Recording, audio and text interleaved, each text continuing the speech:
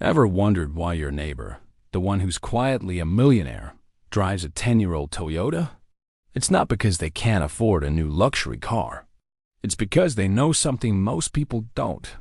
They understand the single biggest wealth killer disguised as a status symbol: the car payment.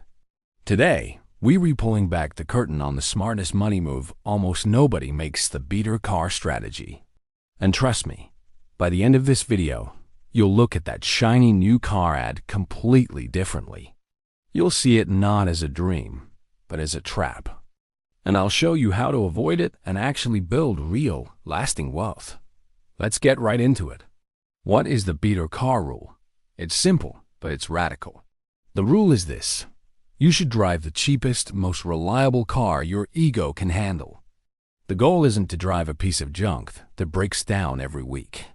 The goal is to spend the absolute minimum on a depreciating asset, so you can invest the maximum into appreciating assets. Think about it. We're taught to view cars as a reflection of our success. Big promotion? Get a new car. Feeling good? Get a new car. But this thinking is a financial disease. The beater car strategy is the cure. It means buying a reliable, used car, think Honda, Toyota, maybe an older Ford, for a few $1,000s, paying for it in cash, and driving it until the wheels fall off. It's about prioritizing financial freedom over social validation. So, why do so many genuinely rich people drive cheap cars? I'm not talking about flashy celebrities. I'm talking about the quiet millionaires next door. They understand a fundamental principle of wealth. You don't build wealth by spending money. You build it by investing money. A new car is a spending black hole. The moment you drive it off the lot, it loses thousands of dollars in value. Then, you have the high monthly payments, the full coverage insurance that costs a fortune, and higher property taxes in some places. It's a triple threat to your wallet. The wealthy person sees this and thinks, why would I set fire to my money? Instead, they buy a $5,000 car that gets them from point A to point B just as effectively as a $50,000 car. The $45,000 they saved? That doesn't just sit there. It goes to work for them. Let's break down the math, because this is where it gets really powerful. Let's say the average new car payment is around $700 a month. That's $8,400 a year. Over a 5-year loan, that's $42,000, not even including interest, insurance, or depreciation. Now, imagine instead of making that car payment, you took that $700 every single month and invested it in a simple S&P 500 index fund, which historically averages around a 10% annual return. After just 5 years, instead of having a used car worth maybe half of what you paid, you'd have over $54,000 in your investment account. Keep doing that for 10 years, and you're looking at over $143,000. In 30 years, that $700 a month habit could grow to over $1.5 million. This is how wealth is built. Not through a single brilliant move, but through a series of smart, disciplined decisions. Choosing a beater car is one of the most impactful decisions you can make. It's not about the car. It's about what the money you save on the car can become. Let's be brutally honest. Cars are the absolute worst investment you can possibly make. They are guaranteed to lose value. They are depreciating assets.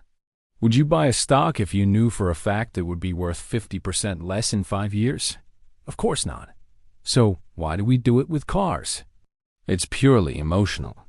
We're marketed from birth to believe that what we drive defines who we are.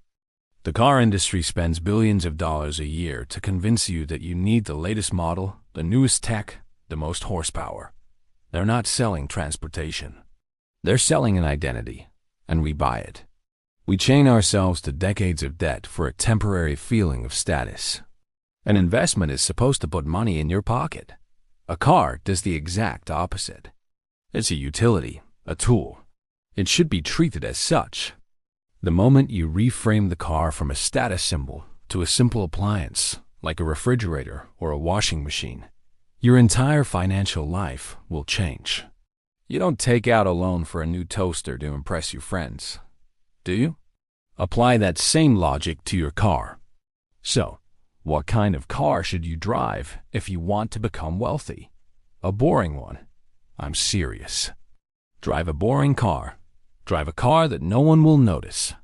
A 10-year-old Toyota Camry, a Honda Civic with 100,000 miles, a well-maintained Ford Fusion. These cars are the secret weapons of the financially savvy. Why? Because they are incredibly reliable. Parts are cheap. They're easy to fix. And most importantly, their steepest depreciation has already happened. The person who bought it new took that massive financial hit for you. You get to swoop in and buy a perfectly good car for a fraction of the original price. Your goal is to find a vehicle that maximizes reliability and minimizes cost. Don't worry about bells and whistles.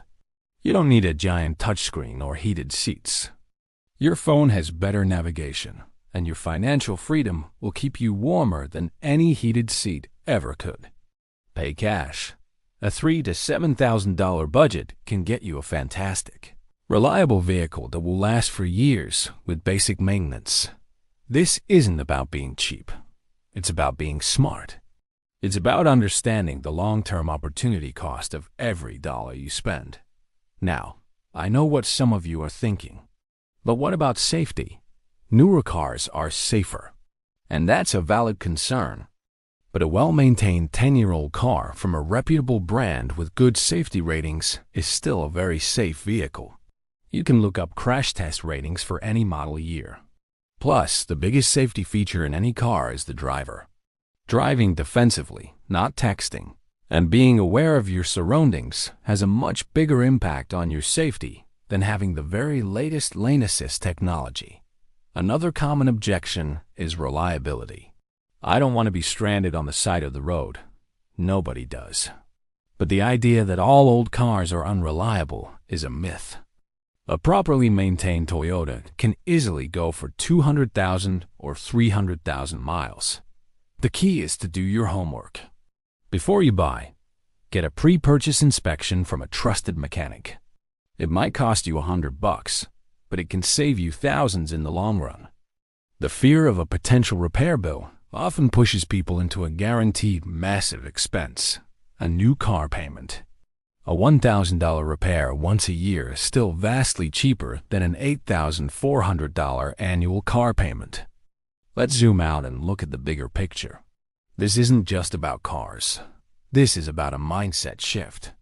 It's about choosing a life of financial independence over a life of keeping up with the Joneses. And here's a secret. The Joneses are broke.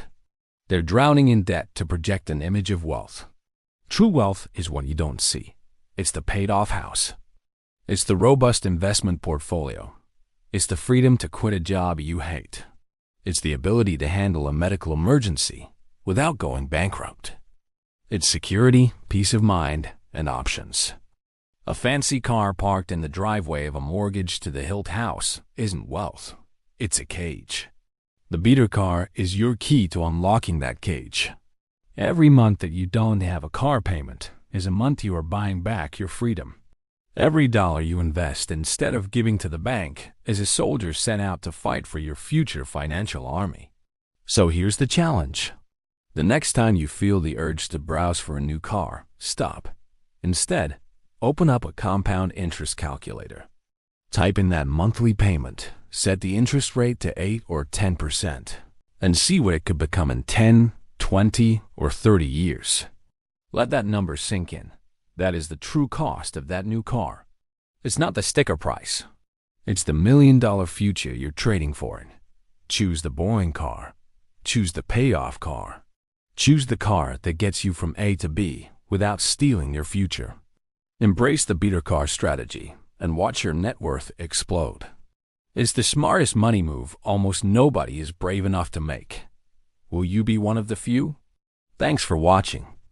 If this video opened your eyes, hit that like button and subscribe for more content that challenges conventional financial advice. See you next time.